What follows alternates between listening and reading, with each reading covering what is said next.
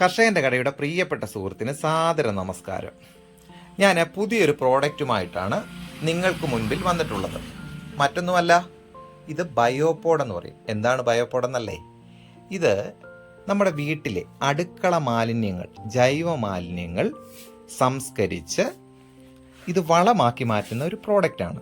വളരെ ലളിതമാണ് കേട്ടോ, വളരെ ലളിതമാണ്. 50 ലിറ്റർ ബക്കറ്റാണിത്. ഈ ബക്കറ്റിലേക്ക് ഇതിന് കുറച്ച് പ്ലംബിംഗ് ഫിറ്റിങ്സ് ഒക്കെ ചെയ്തിട്ടുണ്ട്. അതിനെക്കുറിച്ച് നമുക്ക് വിശദമായിട്ട് പറയാം. ഇതിനുള്ളിലേക്ക് നോക്കിക്കാട്ടെ, കണ്ടോ, കുറച്ച് പൈപ്പൊക്കെ ഇങ്ങനെ ഫിറ്റ് ചെയ്തിട്ടുണ്ട്. ഇതിലേക്ക് നമ്മൾ വേസ്റ്റ് ഇട്ട് കൊടുക്കുക. വേസ്റ്റ് ഇട്ട് കൊടുക്കുമ്പോൾ സ്വാഭാവികമായും കാലക്രമേണ ഇത് കമ്പോസ്റ്റായിട്ട് മാറുകയാണ് ചെയ്യുന്നത്. അതിനെന്താ? ബാക്ടീരിയയുടെ പ്രവർത്തനം. ഈ ബാക്ടീരിയയുടെ പ്രവർത്തനം മൂലം പെട്ടെന്ന് കമ്പോസ്റ്റ് ആയില്ലെങ്കിൽ നമുക്ക് ഇനോക്കുലം, ബാക്ടീരിയൽ കമ്പോസർ പോലുള്ള ആർട്ടിഫിഷ്യലായി നമുക്ക് ബാക്ടീരിയയെ നമുക്ക് ഇതിനകത്ത് നിക്ഷേപിച്ചാൽ പെട്ടെന്ന് ഇത് വളമായി മാറുന്നതാണ്. അപ്പോൾ സ്വാഭാവികമായിട്ടും ഇതിനകത്ത് പുഴു വരില്ലേ എന്നൊരു ചിന്ത വരും അല്ലേ? പുഴു വരും, സ്വാഭാവികമാണ്. ആ പുഴു വരുമ്പോൾ അതിനെ നമുക്ക് മാറ്റാൻ, നിർമ്മാർജ്ജനം ചെയ്യാൻ ഇതിനകത്ത് തന്നെ സംവിധാനങ്ങളുണ്ട്. ഇതിനകത്ത് പുഴുക്കൾ വന്നാലുടൻ ഈ 2 സൈഡിൽ കൂടെ ഉള്ള പൈപ്പ് വഴി പുഴു ഈ ചെറിയ ഡപ്പയിലേക്ക് വരും. ഈ പുഴുവിനെ എന്ത് ചെയ്യണമെന്ന് വെച്ചാൽ, ഇതിന് വളരെയധികം പ്രോട്ടീനുള്ള പുഴുവാണ്. നമ്മുടെ വീട്ടിലെ താറാവ്, കോഴിക്കൊക്കെ വളരെയധികം പ്രയോജനം ചെയ്യുന്ന ഭക്ഷണമാണത് കേട്ടോ. അപ്പോൾ ഈ പുഴു എങ്ങനെ വരുന്നെന്നൊരു സ്വാഭാവികമായ ചോദ്യം വരുന്നുണ്ട്. അത് ഞാൻ പറഞ്ഞു തരാം.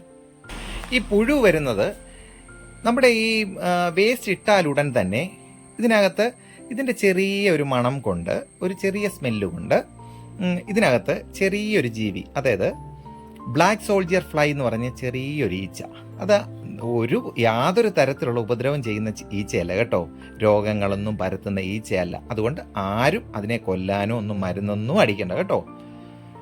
അത് സ്വാഭാവികമായി ഇതിനകത്തൂടെ കയറി ഇതിൻ്റെ ഉള്ളിൽ മുട്ടയിടും.